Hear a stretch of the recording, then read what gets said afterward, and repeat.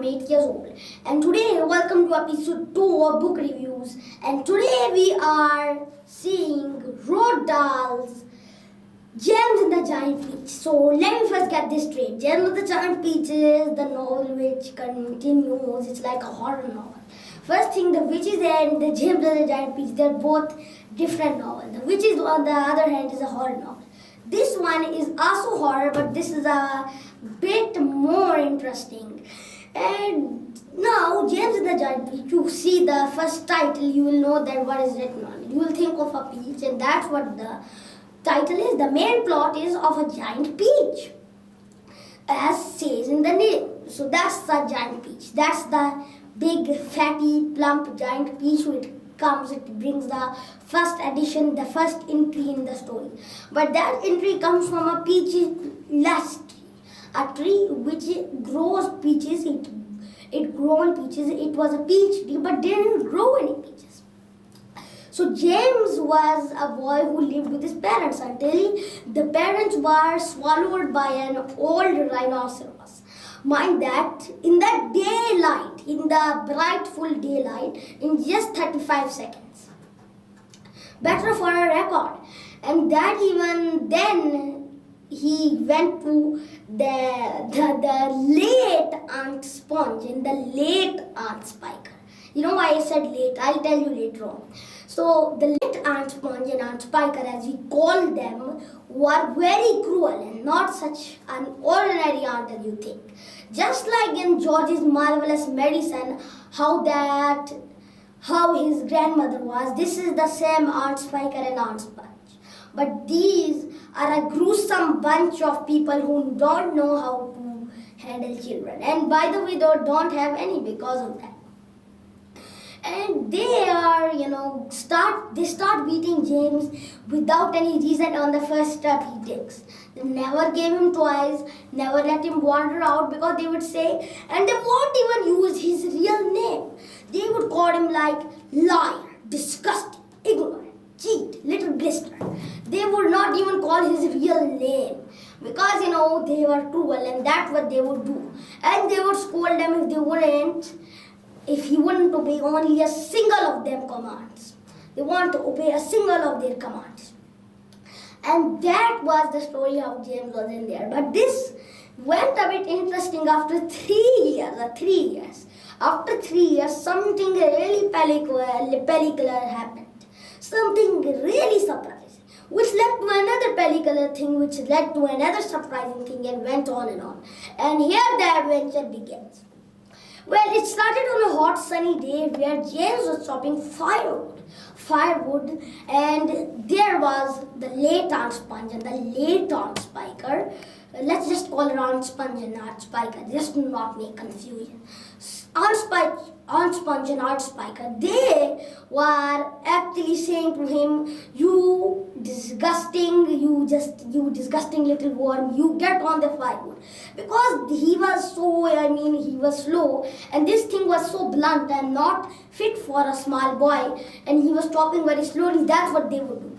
They would scold him until he would meet their needs. That's not a typical aunt. But these Aunt Sponge and Spikers did some gruesome stuff. And over here, the rather pellicular and surprising thing happened which led them to America and by a gruesome way spiked upon the Empire State Tower. And how did it happen? Over here, an old man came. They didn't let James to go to anybody, and this old man came out of nowhere. And he showed a bag to James about the little rice crystals. And James asked, what is this? And then the old man started waving his stick mad. Crocodile tongues.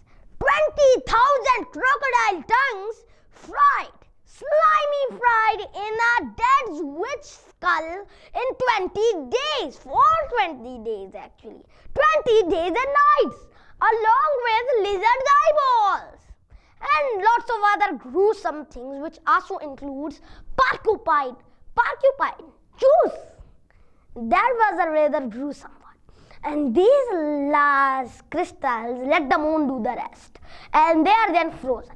This is the thing, and you have to put it in some jug, and this water that lets it fizzling out. Then drink the whole jug full in one gulp, and then something surprising will happen. Strange things will happen, and then something will make him powerful of all. But there was a reminder over here. Whoever it will be, whoever it meets, whether it is a bug or a tree or even this dog, it would make it extraordinary. The first person to meet, whether it was anything, even a tree. And that's what happened. It didn't reach them. It didn't reach James. That happened that he wanted to get past Aunt Sponge and Aunt Spiker, and then he tripped over and they fell into the ground. And before he picked, they were just sinking into the ground like the Titanic sank so quickly that by the time he took his hand near the soil, they were already half disappeared. He couldn't even touch them. Although he managed to get one, but that also disappeared when he touched it with his fingertips. That went so. Now he was so sad because this his only hope, the last 20,000 crocodile slimy tongues, the only hope, sank into the ground. And now, after 5-10 minutes, the pellicular thing happened. This thing led to so many surprising things, as I told you. And what is it? You won't even imagine. As soon as Aunt Sponge and Aunt Spiker saw it, then Aunt Spiker, as she knows, she is bony as a wire, and Aunt Sponge, she is fat as an overboiled cabbage. And Aunt Spiker says that this peach is the size of a pumpkin. And Aunt Sponge thinks that he thinks that because I'm big and I'm fat and I'm greedy, I want to. That's why she's trying to make me hungry. By the way, it's not the same thing which Aunt Sponge thought, because then in half an hour, think what was it? It was large as a car. It was large as a car a few minutes ago, but now at that time, even after a half an hour, it was as big as that's gonna take a lot of time thinking about it. Let me just put it straight. It was big as a house full. No, not a house full. Big as a house. I think it should be big as a villa. Such big. That's why Aunt Sponge wanted to eat it, and she was a fat, flabby, overboiled cabbage. He wanted to eat it. But that didn't happen because Aunt Spiker thinks we would be rich, millionaires, billionaires. We will be rich, even more richer than Bill Gates, if we say to everybody that you pay us, just let me think, 1 shilling for seeing this magnificent wonder of the world. And everybody came. It started off good, but at the end, Aunt Spiker and Aunt Spiker, that's after the end, the peach made Aunt Sponge and Spiker late. How? I'll tell you. James goes inside the peach for the first time and finds these insects in it. One of them was a centipede, a vain one, not one polite one. They were polite actually. They were far politer than the Aunt Sponge and Spiker. But what I mean, that centipede, there's a rude centipede. The this earthworm, he never smiled in his life. He only smiled when there was a trouble. Like I say, this peach we are gonna eat it. It's our ship. But the earthworm will say he is trying to create a trouble out of every trouble. But this will sink. Now see, that's what the earthworm's job is, to make troubles. That's what happened actually. There were so many troubles caused by the earthworm. You will see after this one. Anyway, they meet, and then one after that, the next day, what happened the next day? That was the day when Aunt Sponge and Aunt Spiker became late. From now on, after this moment, I'll tell you what to do. Then with the snip of the stem, Aunt Spiker and Sponge were over there visiting the old visitors. They were seeing the visitors coming up and they were trying to now saying 1 shilling for 50 pence for babies, 1 shilling for adults, and it will cost you double to bring a camera in, and that's what happened. But then out of nowhere the peas started rolling, and over here Aunt Spiker and Aunt Sponge were flattened like a sticker, like stickers. They were flattened. Now, here's a change in plans. Now we will not call them Aunt Sponge or Aunt Spiker or overboiled flabby cabbage or bony as a wire, but we will now call them the late Aunt Sponge and the late Aunt Spiker because they were rolled over, and that's anyway a good name to give to these big tyrants. And now they just ran away from the late Sponge and the late Aunt Spiker because they couldn't do anything because they were lifeless as paper dolls or stickers. Now they crashed to the town and at last found themselves in the Atlantic Ocean. Anyway, they're about to sink, but then James ties 500 seagulls, using the help of the silkworm because the silkworm strings silk. Now they're all very happy that James said them that there is enough food of that peach and everything like that. Now the centipede in such a excitement because he loved the peach. He sings a song. I have eaten many strange and scrumptious dishes in my life.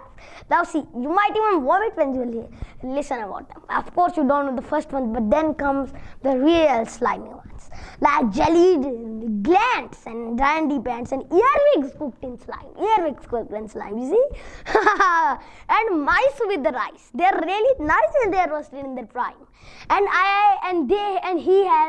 I have eaten fresh mud burgers by the best cooks there are, and scrambled drugs and stink bugs, eggs and hornets stewed in tar, and beetles by the jar, and so many other gruesome dishes. But now, here comes what he chooses on his birthday. Hot noodles made from poodles on a slice of garden hose, a rather smelly jelly made of armadillo's toes, and now he says that I will go without 1,000,000 plates of them just because of one bite of this fantastic peach. Now, he spots sharks, and the sharks, they eat it, but then over here James strings all the 501 seagulls and then up and over. And the sharks hardly even made a dent in the peach. See how much enormous it is? Now that's business. Now, as we go on, our party of little travelers came and the centipede fell down, but he also came up because of the silkworm.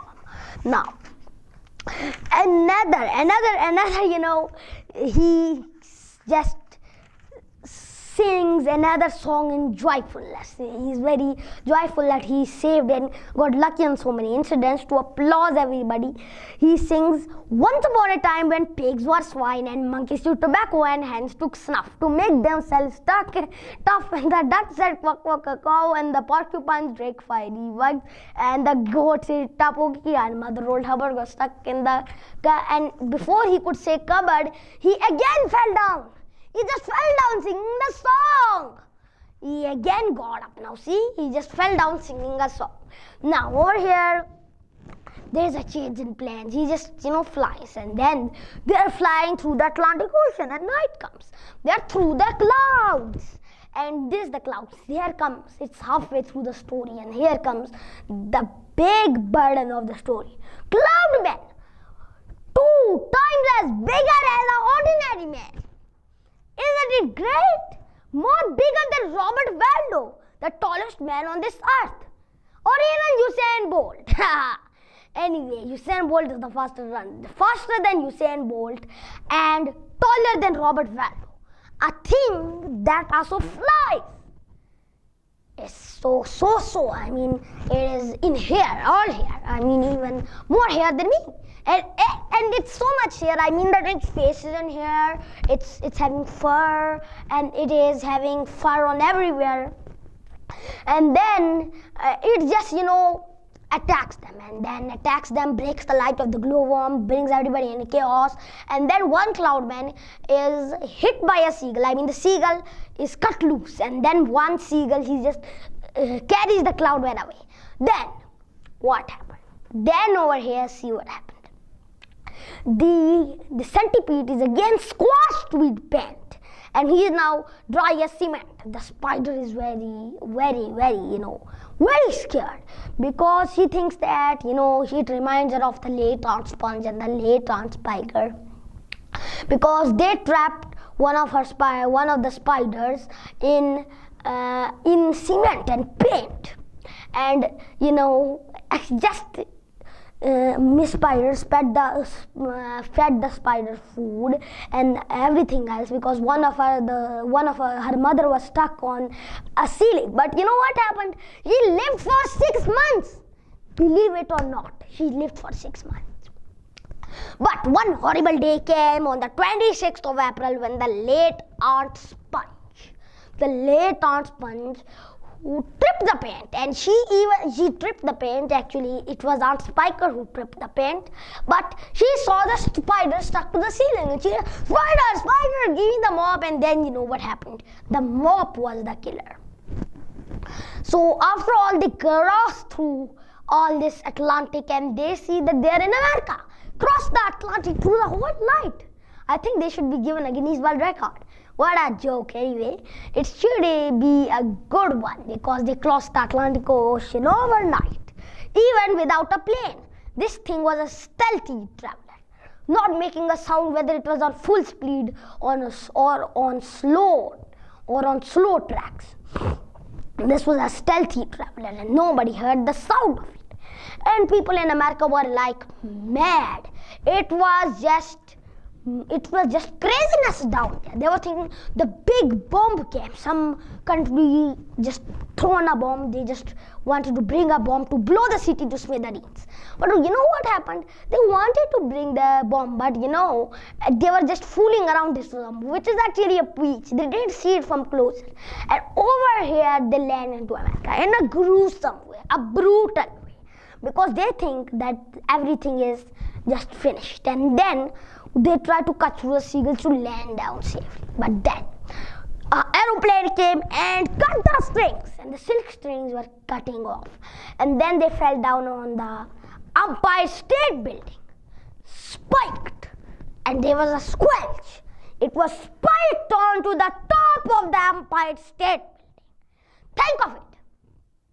There's one note about Roald Dahl's books. He always finishes the books with an unfinished ending, because in the Witches, he doesn't tell that what happens after that. How did they track down the addresses of the witches? He doesn't tell that. See, that's just an unfinished ending. And that's just squelch. But this is not an unfinished ending. What happens next? The fire. When they realize this is just a peach, the fire alarm comes. The fire brigades, and they think the centipede, it's a manticore. It is a vermicious kind. What is a vermicious kind? Think of it. Vermicious kind. We are going to talk of it in one of our later book reviews. Vermicious kinds, but that's way bigger than the centipede. Besides, it is one big muscle. Anyway, the centipede was really thinking that he's a monster. But when James came, they realized this is a friendly place. And then they all got different jobs. One of them even became the light in the Statue of Liberty, the glowworm, and saved many people from paying electricity bills. And other people got also a lot of jobs. And then, what happened? The children ate this big peach. I know there was a magnificent sight. It's just looking like the Pied Piper of Hamelin descended from nowhere, from the skies into the Pied Piper of Hamelin came into New York. That's what they were thinking, because it was such a magnificent sight. And then there was just one shiny big seed licked by 1,000 children of the country. And now what? This seed was kept in a monument, a memorabilia. But in this seed, there was also one famous person who also lived. James Henry Trotter himself lived in the big stone, the curvy stone of the beach. Well, that's the end of this story, and this was a great cracker. This one actually was a good book. It actually even is scary. It's a bit of scary when you get on the Cloudman's part. If you read it, it's a bit scary on the Cloudman part because you see the imagery of the cloud. It's like hair all forward from head to tip to toe. And what a great book. Only if there was a more bigger, the peach would be bigger as the size of the earth, and then the whole people would be swallowed inside the peach. That would be a big and gruesome and big imagery of very scary horror.